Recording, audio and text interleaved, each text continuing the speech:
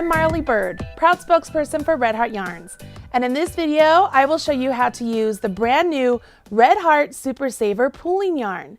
This yarn has been engineered to make it easier to achieve the plan pooling effect. In this video, I will show you the basics of plan pooling using the moss stitch. You can use everything you'll learn in this video to create a scarf in any of the colorways available in the Red Heart Super Saver pooling yarn. All you will need is your skein of Red Heart Super Saver pooling and a variety of crochet hooks to help you get gauge. Along with the materials, you'll need the free pattern available at redheart.com. I'll be sure to put a link in the video description box right down there below, but it's also on the ball band of your yarn. Once you have the materials and the pattern, join me back here. I will jump in and show you the basics of this really fascinating technique.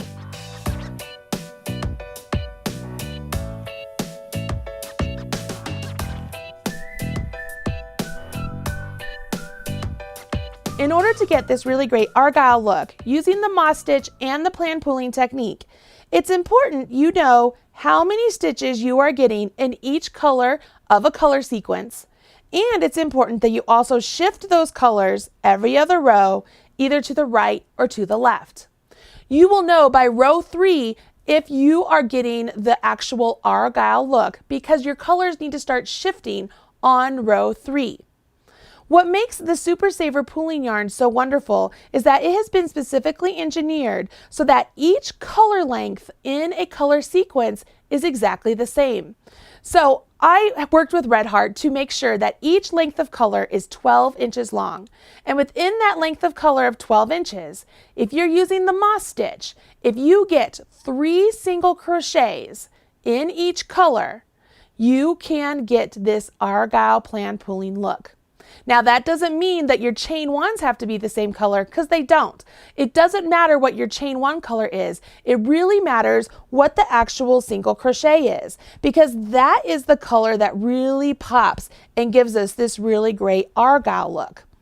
That's why I mentioned you needing an entire pack of crochet hooks, because you might need to use a different size crochet hook to make sure you get the 3 single crochets per color. Okay, the pattern that we're using today uses a size H, but it very well could be that you need to use a J, an I, a K. It doesn't matter. The important thing here is that you're getting those 3 single crochets per color per sequence. The colorway we will use today is called Carnival, and Carnival has 5 colors in a sequence. So the very first thing we want to do is chain through those 5 colors. To begin, let's put a slip knot directly onto our hook. It doesn't matter at what color you make your slip knot, just place it in there. Now go ahead and start chaining stitches all the way through the sequence of colors. It doesn't matter how many chains we make because we will actually be working around our foundation chains, not into them. As I've been working with plan pooling over the last couple years, I've learned that working around my foundation chain rather into it allows me to make sure that my beginning row matches up widthwise to my finished row. It's one of those small techniques and subtle little changes that really makes your planned pooling perfect. I have worked through an entire color sequence here, and I want to make sure I'm left with a yellow loop on my hook. Why yellow? Well, that's because my very first sequence here is yellow. So I have yellow, red, blue, black, white. Those are the 5 colors of Carnival. Now, as I mentioned, we're going to work around our foundation chain in all of these stitches with the exception of our very first one. The very first stitch we do is a single crochet, and we will place that in the 4th chain from hook. Never count the one on your hook. 1, 2, 3, 4. So I'm going to go ahead and place my single crochet into the actual 4th chain from hook. This will be the only stitch I work into the foundation chain. This also counts as my first single crochet of the color yellow. I will go ahead and chain 1. Now, working around my foundation chain, I want to do another single crochet. All you need to do is take your hook, go underneath your foundation chain, grab your yarn, come back up, and then complete your single crochet. Chain 1, Okay, so now that's 2 single crochets I have in yellow, and I need to do 1 more in yellow. And there we go. I have 3 single crochets in yellow. Perfect. Now I continue on using the moss stitch, making sure I get 3 single crochets in each color of the color sequence.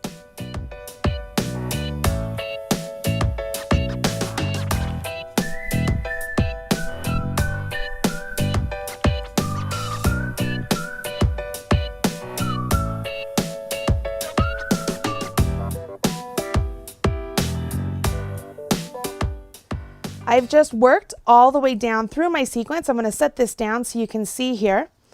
We have 3 yellows, 3 red, 3 blue, 3 black, 3 white. But you must remember, this initial skipped stitches over here, these skipped chains, count as a stitch, so they count as a color.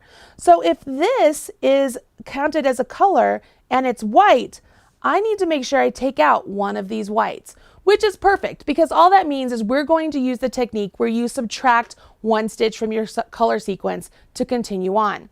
So what we will do here is I will go ahead, take my hook out, undo that last single crochet,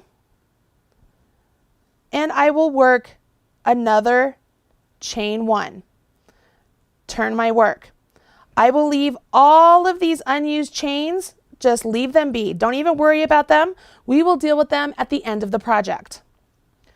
When you turn your work, you want to make sure you're working into these chain 1 spaces between the single crochets you've created. In those chain 1 spaces, you want to make sure you're doing your 3 single crochets in each color. This very first one will be yellow. Right here is my first chain 1 space, and I want to make sure I get a yellow stitch there. Then I continue on using the moss stitch and maintaining my 3 yellow single crochets. So 1, 2, 3 yellow single crochets. I continue on doing my moss stitch and getting my 3 single crochets in each color. As long as I do that, I am going to maintain this really great sequence that I have already established on my very first row. You'll notice here that sometimes the color between the stitches is a little bit off. That's because these chain 1 stitches, they do not count as far as our color sequence.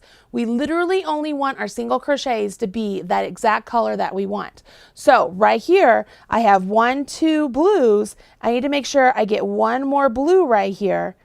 And even though this next chain 1 is black, it doesn't matter because I have my 3 blues. I continue on. I want to make sure I get my 3 black single crochet.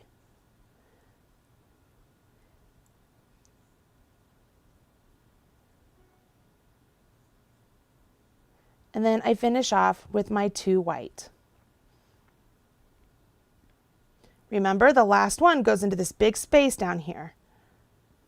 Now that I have set up my sequence, I've set it up where I have 3 of each color in each row. It's on this row that I am going to establish whether my stitches are going to shift to the right or to the left.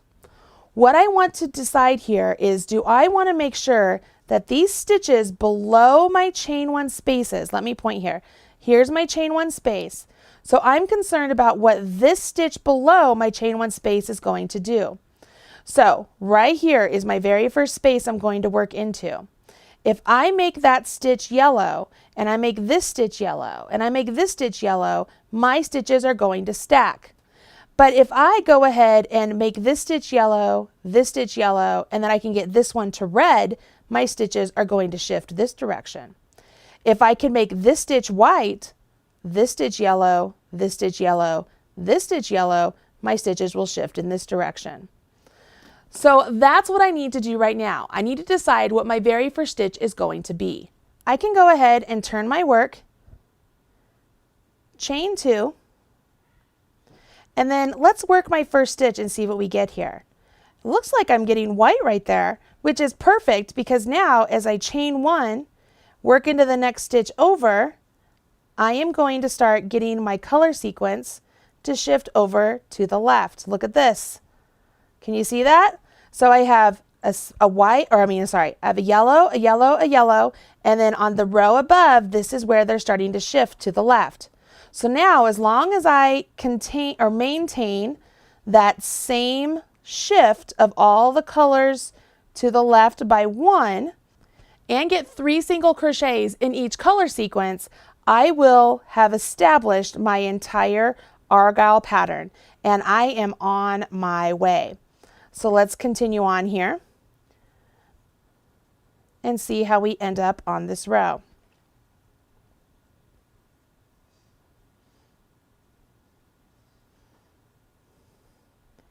So let's see here, make sure.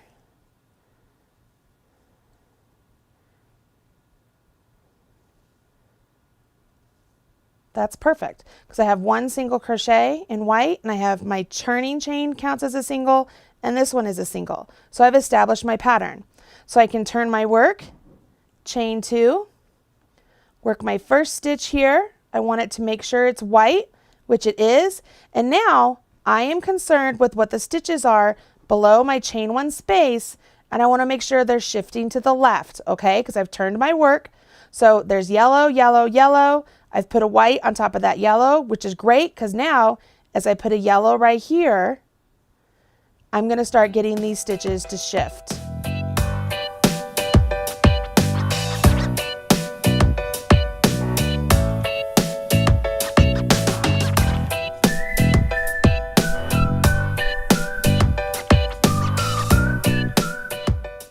Can you see that? Can you see how the yellows are starting to shift this way and these red are starting to shift this way? Can you see how that works? It's pretty easy because of the consistency of the yarn. Each color sequence is 12 inches long. So if we know that we want to get 3 single crochets within each of those color sequences, we can keep the plant pooling argyle look. Now, because the chain 2 does not eat up as much yarn as a single crochet, there will be times when you are either at the beginning or the end of the row, and you might have to eat up a little bit more yarn in order to get the color sequence to work on the following row. Let me show you what I mean.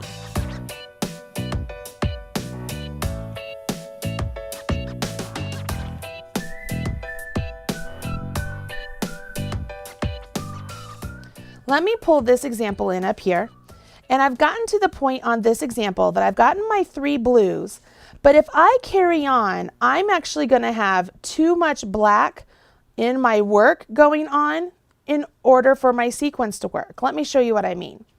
If I put a black right here, and then put my black right here, chain 2, and turn, this first stitch right here needs to be white. And if I work my stitch, can you see it's black? Can you see that? Because now if I put a white here, I'm going to be 1 stitch over too far. So that means I've got too much black. Does that mean that the color sequence didn't work? Is it more than 12 inches? Let's take a look. Let me go ahead and rip out all of that black. And let's grab a tape measure. So if I put my tape measure down here and go to where it turns to blue, nope, I have 12 inches. So the black is still 12 inches. Why is it that I need to eat up yarn as I'm going around the corner? As we're going around this corner, we do a single here and a single here. When we do these chain 2s, it's not using as much yarn as we need it to in order to get rid of all of the black. So all you need to do is eat up that yarn a little bit. It's really not so hard. You can go ahead and create half double crochets. So I am going to create a half double crochet right here, and then a half double crochet at the end. Now when I chain 2, turn my work, I have the color I need right where it's supposed to be. So I could put my white right here and it's ready to go. What I don't like is that big space. See that space? That space is created because of the height of the double crochet or the half double crochet, but we can get rid of that. All we need to do is when we have to use these half double crochets, instead of working into this space, we will actually work into the row below. So I'm just going to go into the back leg of the row below and work my single crochet. What that does is it closes up that gap, but I still get the color I need it to be. I can carry on. Remember, this one is a half double also, so I'm going to work into the back leg of that one. And as long as I'm maintaining my 3 single crochets per color, I should have no problem. And it's because I ate up that black stitch, the black color down here, as I was turning. Okay? Does that make sense? So what's great here is that because of the consistency of the color dye, we can make sure that we have the exact number of stitches per color. It just might be that at the end we have to tweak it ever so slightly. But it is really easy. Haven't you seen here that it's pretty easy? We don't have to guess about how many stitches we have to have per color. And it's really rare that we have to do any sort of altering the stitches. It's really at the end or the beginning.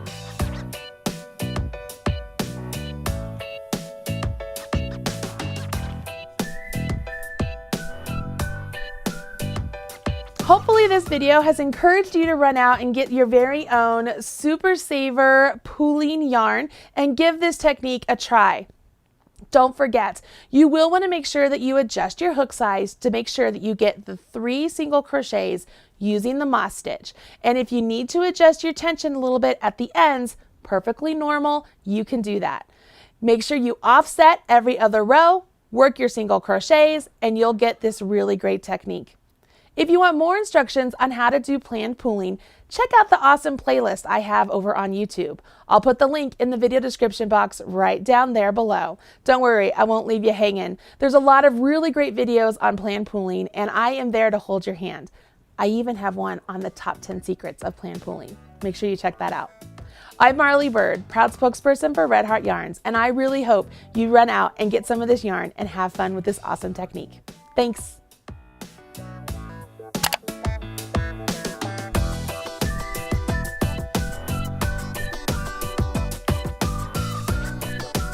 Everything you need to know about knitting or crochet can be found right here on the Marley Bird YouTube channel. Learn with Marley Bird. Visit youtube.com/Marley Bird.